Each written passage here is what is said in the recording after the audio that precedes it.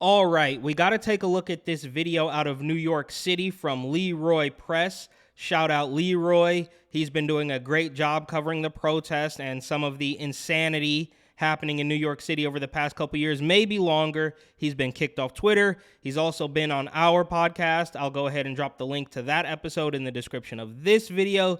But this isn't really about Leroy at all. This is about a man who calls himself Relly Rebel. I guess he is a local BLM New York activist, not to be confused with the global organization that's going around the world buying up mansions, but the BLM Greater New York chapter that just says we're going to burn the city down if we don't get what we want. So pretty important distinction to make. Let's see what this guy has to say about the second anniversary of George Floyd's death.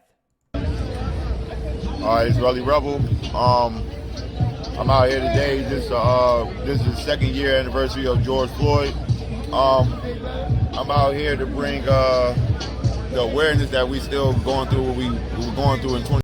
Okay, so he wants to bring the awareness. He looked a little bit baked. He doesn't really know what he's talking about. He's really just smoking a joint in the park, and he's celebrating George Floyd as though he's some kind of hero. I know a lot of people love George Floyd. They erected a statue of him just across the river in New Jersey, I believe. But I'm not exactly sure what he did to deserve all that. You can debate on, how he died, why he died, but before he died, I don't think he really did anything. But that's not the point here. It's about this guy saying that, we're here to just raise awareness as if nothing has changed over the past 2 years. All the buildings that have been burned, all the businesses destroyed, all the injuries, even some deaths. Don't worry about that. It's all the same. We got to keep doing that. 2020, it's still the same thing going on over and over again. Nothing changed for us. And we out here to, to push for some new laws, Okay, so he wants to push for new laws. Now, these are the same people that can't stand the cops, so I'm not exactly sure who he thinks is supposed to enforce those new laws. And maybe you can give us a little bit of specifics, like what kind of law are you looking for, man? You want to have a new law, but you also don't want people to enforce the laws that we currently have, and you also haven't said what law you are recommending, so just keep on smoking the joint. And I mean, no shade, I would love to be smoking a joint in the park right now. Push for some new laws. We still out here fight for reparations. We fight for everything that y'all woke up to when y'all came outside the first time. When y'all watched and seen black people was going through so much. It wasn't just us being, police brutality. It was the whole thing about how we live in our living conditions. Our whole struggle. So it's just the whole thing. We're just going to march in the streets just because we don't like the way of life. I mean, we don't have to make any changes. It's not really about us. We just need to protest so we can get reparations. I guess that's kind of what he's saying. I mean, I can't understand how these people can even afford to live in New York City. I think it's the most expensive city in the whole country, while you spend most of your days protesting and smoking weed in the park.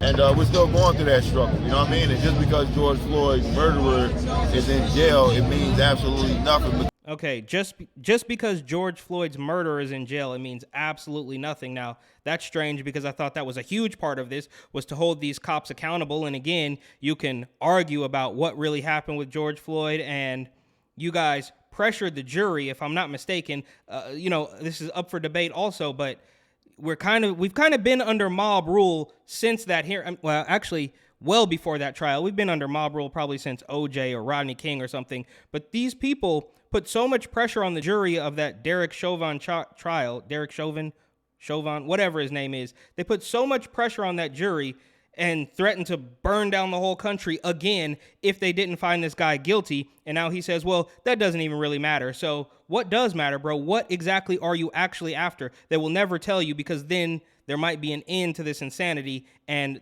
they don't want it to ever end. Kind of like with Rona. Because we still got more names. We don't got to say George Floyd no name. We can say Amir Locke. We can say Adele Williams. We have plenty of names, and they're still adding up.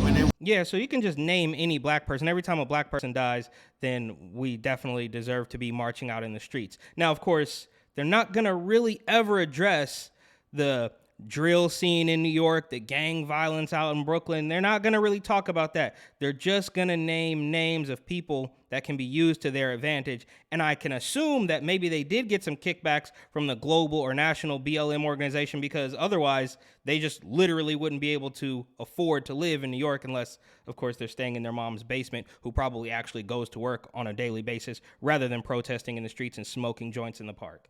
We're dying every month, and it's by them.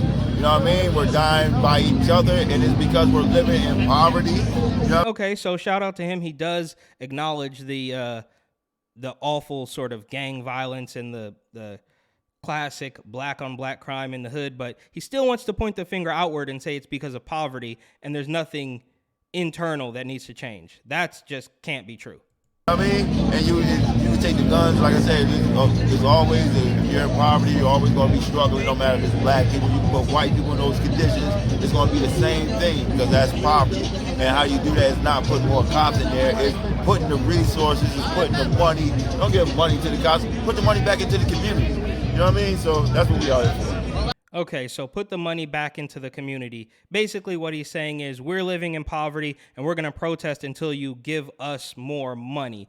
It really doesn't have anything to do with George Floyd. It really doesn't have to do with black people overall. It's just about demanding money and threatening to destroy cities until they get just reparations, I suppose. So they're going to take this time to commemorate the anniversary of George Floyd's death, get out in the streets, create a ruckus, protest, peacefully protest, as we say, until they are allotted more money from the federal government or the local government, at the same time calling for more laws that he won't specify, as at the same time that they despise the people who are supposed to enforce those laws, I think.